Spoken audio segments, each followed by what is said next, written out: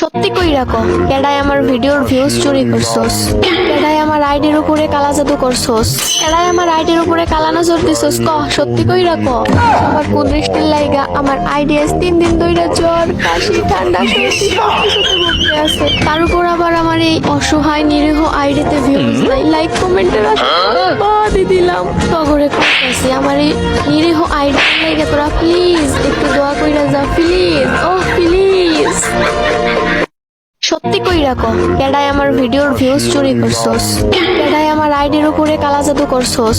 কেডাই আমার আইডির উপরে কালা নজর দিছস? ক সত্যি কইরা ক।